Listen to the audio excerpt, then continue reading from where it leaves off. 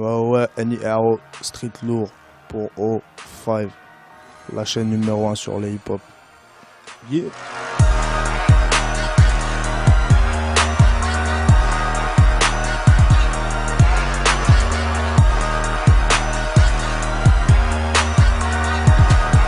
NIRO, Street Lourd, depuis 2010 sur le label Street Lourd. Voilà. Premier album paraplégique, prochain album rééducation. Ce pourquoi on est là, mon ami. Parce que je m'appelle Nordine. À la base, on m'appelait Noro, tu vois. Mais il y avait déjà un Noro. Moi, j'étais énervé un peu. Donc j'ai dit Niro. Voilà. Je devais avoir 10 ans, 11 ans, un truc comme ça. Tout mon quartier m'appelle comme ça. Donc voilà pourquoi Niro. Puis Inch'Allah, son mec qui vivra verra. Ils peuvent pas me blairer, veulent m'enterrer pour des intérêts. J'ai du bif à récupérer, je suis le rappeur préféré, du rappeur préféré. J'ai commencé à rapper, je devais avoir pareil, 10, 11 ans, tu vois. À l'époque, un ancien de ma cité qui s'appelait Mounaïm est venu me chercher au collège, tu vois. C'était un ancien de ma cité très respecté, tu vois. Et il prenait le temps de venir nous chercher l'après-midi, le mercredi après-midi, on allait, on rappait, il nous a appris à rapper, voilà. J'ai commencé comme ça, mais c'était plus un délire que je comptais pas en faire carrière, en fait, tu vois. À l'époque, on rappait dans les caves avec quelques poteaux. Après, on a monté un groupe. Après, petit à petit, voilà, on a pris de l'expérience, tout ça. J'ai fait de la scène beaucoup, donc et ça me plaisait de faire de la scène, en fait. C'est surtout beaucoup aussi pour ça que j'ai pas arrêté, parce que j'enregistrais pas énormément de morceaux à l'époque, parce qu'il n'y avait pas de structure, il n'y avait pas de studio. Chez nous, le rap, il n'y a pas de précurseur, on va dire, il n'y a pas de grands qui viennent te chercher pour te faire des trucs autres que vendre de la drogue, tu vois. Et donc voilà, ça s'est passé comme ça. Au final, j'ai kiffé, j'ai accroché le truc et c'est une belle aventure. T'inquiète pas de savoir si demain dans le rap il va faire bon. La barbe qui me flow W12 moteur biturbo. La street est là, raconte pas que des... Il y a rien du tout. Il y a vraiment pas de structure. Il y a personne qui s'occupe de personne.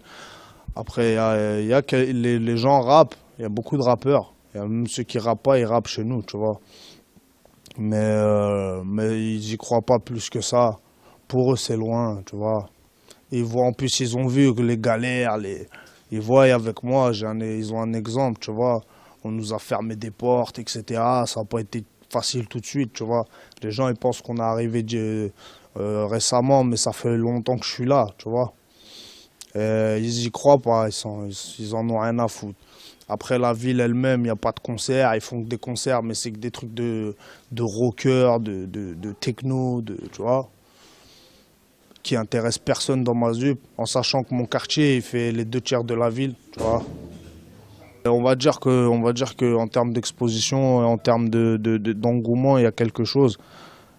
Mais bien sûr, ça va changer, c'est sûr. Mais je ferai en sorte. J'essaierai de faire en sorte, du moins. Après, j'ai pas la science infuse, tu vois. Je pense qu'il y a du talent, mais je pense comme je dis souvent, si le talent paierait, on n'en serait pas là, tu vois. Après, il y a du talent, mais c'est la manière d'amener les gens, d'approfondir leurs thèmes, de donner des directions à leurs albums. C'est ça qui est beaucoup plus difficile aujourd'hui à faire avec un petit jeune qui est fougueux. Donc j'attends de prendre de l'expérience et quand je pourrai me permettre de changer les choses, je le ferai. C'est pas en courant, y'a qu'un doigt entre un coup de main et une main courante. Vu la haine qui sort de moi, à force de voir ces fils de pute, voilà des fois gros j'ai peur de moi. Moi je suis pour que ça se développe en province. Ça fait longtemps que je le dis, tu vois. Les gens ils ont commencé à écouter la province à partir de quand? Je dirais 1 an, 2 ans, ça explose vraiment. Et il leur fallait un exemple, on va dire, aux gens. Plusieurs peut-être. Peut-être même plusieurs exemples. Et il en faudra peut-être sûrement d'autres. Mais au final, moi je suis pour le développement en province parce qu'en province, il y a encore ce truc-là, tu vois. Tu sais, sais, parce qu'une fois que tu es dans le business, c'est différent, tu vois. La musique, tu la vois différemment, tu vois les choses différemment, tu vois les artistes différemment, tu te vois toi-même différemment. Tu comprends? Je pense qu'ils sont... Ouais, ça manque de naturel, tu vois, dans le milieu du rap. Tu sais, le business, il a un peu tué le truc, tu vois. Personne s'aime en vrai, on le sait tous. Tu vois, moi j'ai côtoyé tous les rappeurs français de la terre en entière. Personne s'aime, tu vois. Ils t'aiment à moitié, peut-être, mais jamais à 100%. En tout cas, pas tant que tu étais au-dessus d'eux. Et c'est là que ça devient bizarre, c'est qu'en termes de business, si tu vends plus qu'un tel ou on te voit plus, ne serait-ce qu'on te voit plus qu'un tel ou tu es plus sollicité, ça peut créer un sale délire dans le rap et ça a créé un sale délire. Les gens ils connaissent pas les coulisses, tu vois. Mais c'est ça un peu qui a baisé le rap. Après en province, il n'y a pas ce truc-là. Pas encore. J'ai vu des Tony Montana devenir des Tony Michelli. Pour la musique c'est devenu fast-food. En une semaine on t'est fast-food. Il y a Internet. Les gens ils commencent à regarder les interviews, ils commencent ils commencent à connaître le milieu en lui-même, tu vois. Après, ça va mettre du temps, mais ouais. Ça va se développer, je pense. Il va y avoir des structures, il va y avoir des gens qui vont sortir, c'est sûr. Il y en a toujours. Il y en a toujours eu, en vrai. Déjà à l'époque, Dadou, tout ça, c'était pas des mecs de Panama, tu vois. Tu comprends? Il y en a eu plein, je te parle. Ou de Marseille. C'était un mec de Toulouse, il me semble, je crois. Il y a eu plein de trucs, tu vois, qui n'étaient pas forcément de Panama, mais que, tu vois. Mais les gens vraiment rap de rue, etc., les gens, ils y croient un peu plus depuis que je suis là. À la province, en tout cas. J'ai pas prémédité avant. Ce qui s'est passé, c'est que j'ai vu autour du premier album, on a galéré pour le sortir. On a mis du temps. J'ai signé en 2010, il est sorti en 2012, tu vois. C'est 2 ans. L'album était fini, je devais sortir en hiver.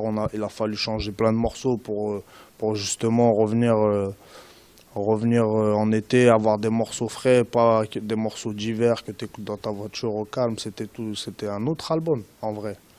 Tu vois. Ça a mis 2 ans pour sortir. Au final, il y a eu des galères, des distribs, personne n'y croyait. Pas beaucoup de gens, en tout cas.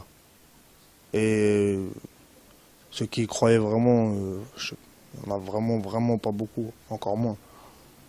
Donc ouais, par rapport à ça, on partait avec un handicap et j'ai remarqué même dans la vie en général, je pars avec un handicap à chaque fois et tous les mecs de cité ils partent avec un handicap, ça peut être la couleur, ça peut être ce que tu veux, tu vois.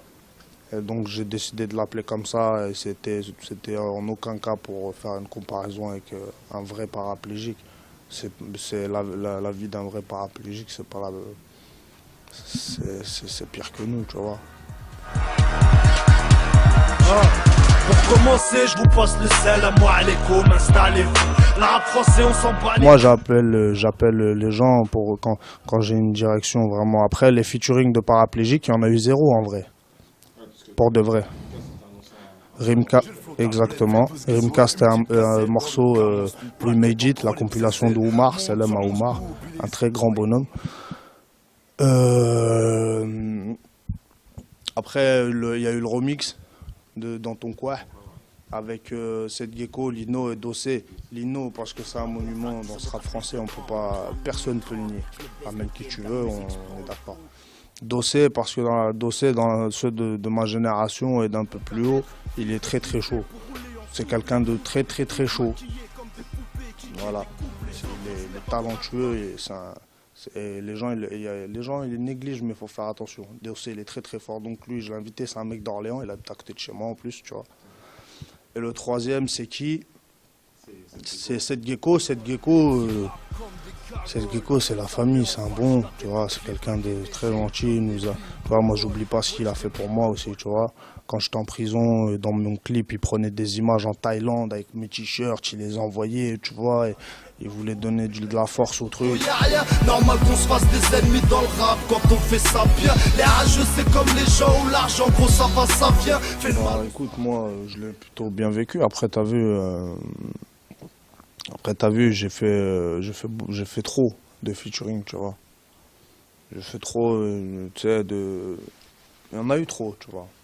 Il y en a eu trop, après c'est pour rendre service, pour nanani, pour l'autre, pour truc. Après, parce qu'il y a aussi des gens que j'aime bien ce qu'ils font, tu vois. Et que je pense qu'ils méritent, tu vois. Mais je l'ai plutôt bien vécu. Après, c'est clair que genre 2013, 2014, 2015, vous en entendrez pas beaucoup, tu vois. Et je vais me faire rare parce que j'en ai un peu marre tu sais, d'être toujours dans le rap, etc. J'ai envie quand même de... Bon, je fais pas que ça, bien sûr. Mais disons que j'ai envie de faire une longue pause, tu vois. Mais en termes de featuring, c'est terminé, il n'y en aura plus. Dans l'illicite, ici c'est gris comme un gros creux, personne n'y voit plus rien à l'horizon. Rap de pauvre, argent sale, les fins de mois difficiles. Ouais, et puis même, moi, je m'entends pas humainement avec tout le monde, donc... tu vois, après, c'est pas, tu vois, il n'y a aucune guerre avec personne, hein, je te le dis. S'il y en avait, ça serait pas dans le rap, tu vois. Mais disons que ça y est, j'ai assez donné, ça y est. C'est bon. Je pense à mes projets maintenant, je vais développer des jeunes, tu vois, mettre de la lumière sur des jeunes qui pour moi ont le talent et qui méritent, province ou Paris ou peu importe, mais ça viendra plus tard. Je prends de l'expérience comme je te disais tout à l'heure, tu vois. Bah, ça vient du ghetto, mon vieux. Ça, voilà, j'ai pas d'autre explication. Non, mais j'aime pas, en fait, ce qui est bizarre, c'est que j'ai l'impression que j'ai pas choisi le bon métier, tu vois. Le succès, c'est l'ennemi de la modestie, comme je dis souvent, tu vois. C'est gênant parfois même, tu vois. Mais ça a des avantages. Si tu peux développer des structures, tu vois, amener pourquoi ne pas le faire? Tu vois, on a grandi dans le partage. C'est aussi pour ça que j'ai fait toutes ces collaborations jusqu'à aujourd'hui.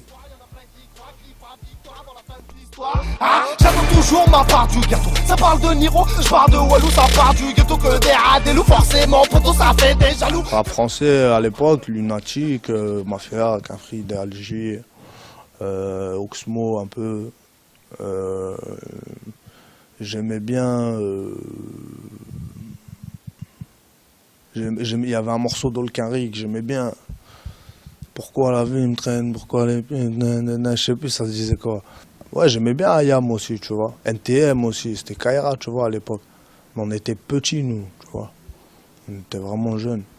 Mais je suis de cette génération-là. Après, un peu plus tard, Mafia Quinfri, tu vois, l'adolescence, les charognages, tout ça, tu vois. Le clip, il était propre, le délire, il était maîtrisé. Mac Taylor, c'est un grand artiste, tu vois.